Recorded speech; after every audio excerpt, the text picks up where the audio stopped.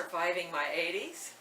And you know, surviving your 80s takes a lot of energy, a lot more than surviving your 30s or your 40s. But so I want to tell you this morning a little bit what it's like to be 80. And all of the former accidents and things that you've had before in your life, well, they tell on you. And you've probably always noticed that my fingers are really deformed, these two. And you think of arthritis and things like that. But these two fingers I broke in high school. I was playing basketball with the boys. And they slammed a basketball and I went up to catch it and broke my fingers. And they tell me today, my hip tells me today that I had a run-in with one of our bucks. Not that he was mean or a nasty buck, but he wanted to get to the girls sooner than I could get out of the way. And so things like that are really a challenge now, and it takes more energy to even go through the ordinary things of life. And if I have a choice, should I vacuum my house or should I cook some fresh vegetables? I pick the vegetables. The floor can be needing vacuum another day. And it's important for me to think vegetables. But you know, I've even changed the way we eat a lot. I'm thankful, and I say I don't eat processed food, but really I do. But it's food that I've processed. My freezer is a great help to me. I can cook, put meals in the freezer when I feel good, and eat them on days I don't feel so good. The canner, processed dinner in a jar, yes, I do. And on those days, I open up a can of stew that maybe I've canned in my pressure cooker. I add some more fresh vegetables that we're going to eat alongside, a side dish, and a salad. And I have an instant processed meal that's easy for me to fix, and that's important. The other thing that this is going to be, I'm going to sort of stir fry, and these are, I'm going to show you one other thing. These are peas. Some are a little, anyway, they're from my garden.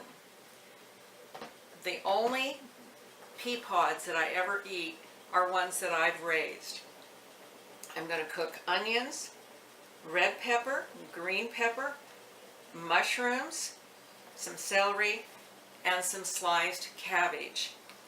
I have grown cabbage here, and I can grow it very well here, but I don't very often. So this is good organic cabbage. And remember, when you go to the store, if you see the number 9 before your barcodes, you know it's organic. 9 is fine. If you see an 8 before the barcode, that means it's GMO, and 8 I hate. And then if it's just a 4, that's conventional. Sometimes it's good, sometimes it's bad, and depends what you get and where you get it. And then I am going to add some celery into it. Now, the one other thing, the other day, out in my garlic patch, we had to take off the screen that was over the top because I needed a place to plant another tomato, and I wanted it in there because I knew the garlic was going to come out soon. And this was not, I picked it at the wrong time because, see, it should have been browner in this area. It should have had more dieback, but I was anxious to see what I had. So in this meal, I'll have the onions, the garlic, the mushrooms, celery. I'll stir fry those up first, and then I'll add the red pepper, my sliced cabbage, and my snow peas. And that will be for a nice vegetable meal. And I'll have, I don't know what else with it, but I'm going to be preparing that after this video. Now the other thing that I want to tell you that's important to me and that I say to myself over and over during the day, it's a Bible verse. It's in Philippians. It said the Philippians 4:6, and I sort of paraphrase it when I say it to me, but I want to read word for word. Finally, brethren, whatsoever things, excuse me, I'm reading the verse, that's a good verse, but it's not what I wanted to tell you. 4:6 says, be anxious for nothing, but in everything by prayer and supplication with thanksgiving, let your requests be made known to God, and the peace of God, which surpasses all understanding, will guard your hearts and minds through Christ Jesus.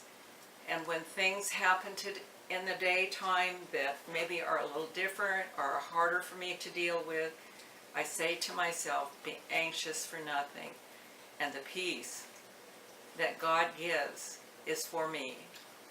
So I'm going to end with that. I'm going to do my vegetables, and thank you for letting me pop in, and it's good to be with you again.